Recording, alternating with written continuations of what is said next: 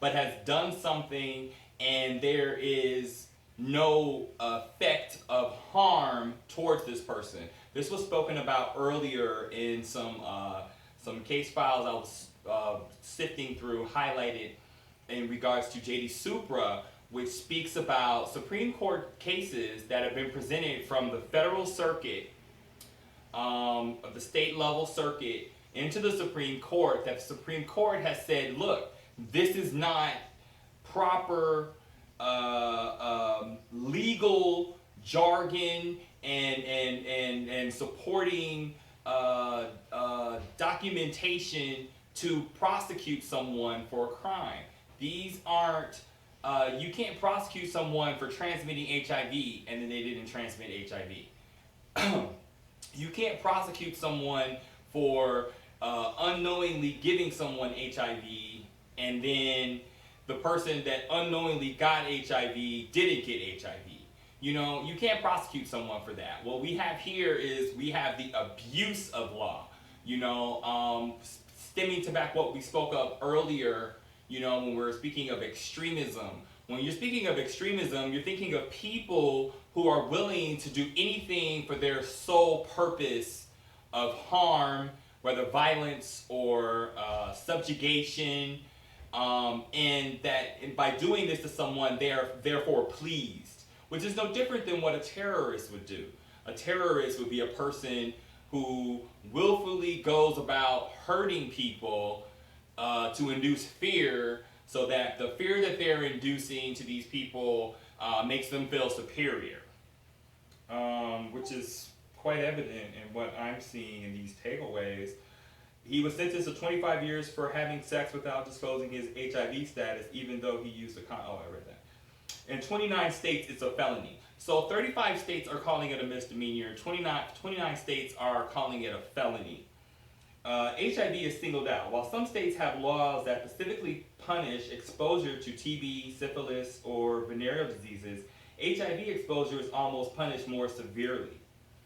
Now, the states do have laws, which I would like to speak on, in regards to sodomy.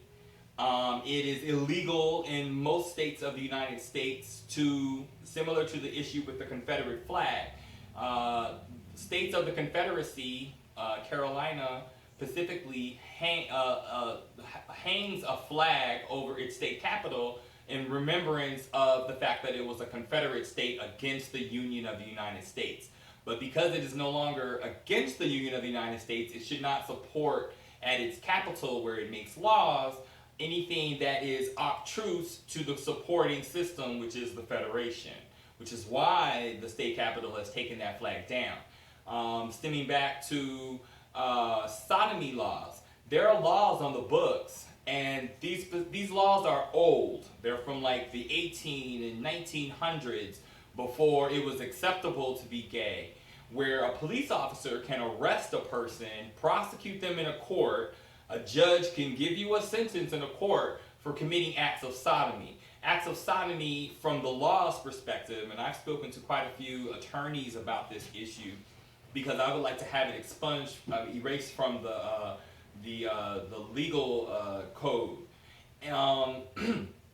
These attorneys have said that no, they're not referring to sodomy as far as a man and a woman and the man sodomizing the female, or a man and the man sodomizing the man. They're referring to sodomy in terms of children.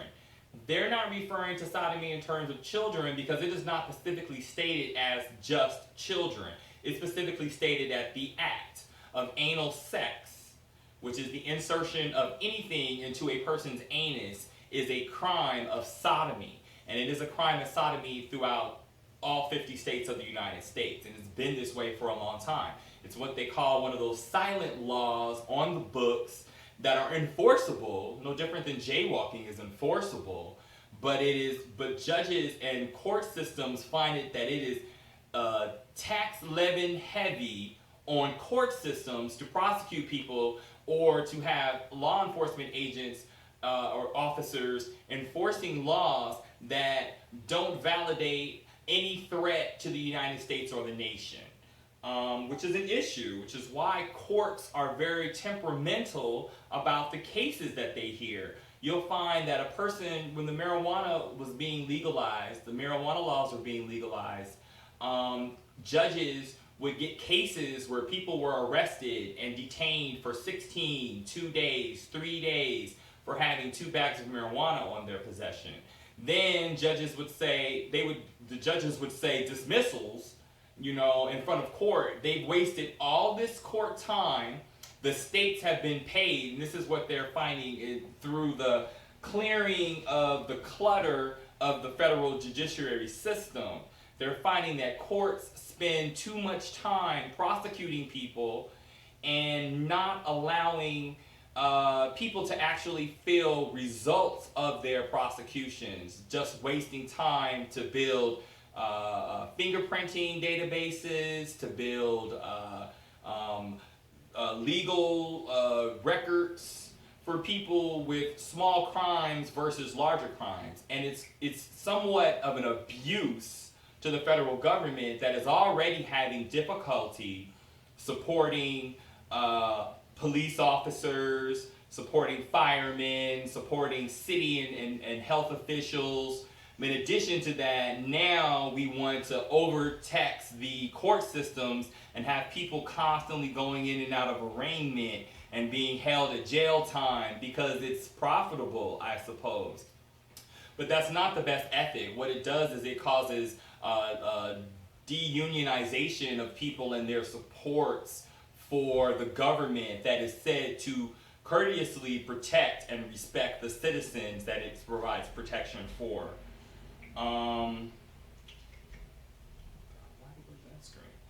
Alright, so HIV is singled out. Where some states have laws specifically to punish exposure. Laws against HIV exposure sometimes criminalize acts that can't transmit HIV. For example, some laws punish people with HIV for spitting on or scratching other people, even though the CDC says that the virus cannot be transmitted in those ways, which is true. Okay? It would take a gallon of saliva, technically, by the size of the HIV antibody cell. It would take a gallon of saliva to infect someone, if even then infect someone with your saliva. So what they have people in, there's a Drug Proliferation Act that was just passed, where they're going to start releasing people into the population who have been arrested and criminalized for not being properly educated because the country does not have the best education system, and people who have made bad choices but were not violent in their acts. And so because there is this decriminalization of people who are incarcerated currently, there will be a lot of people that will be released. Unfortunately, what we're hearing is that inside of most jails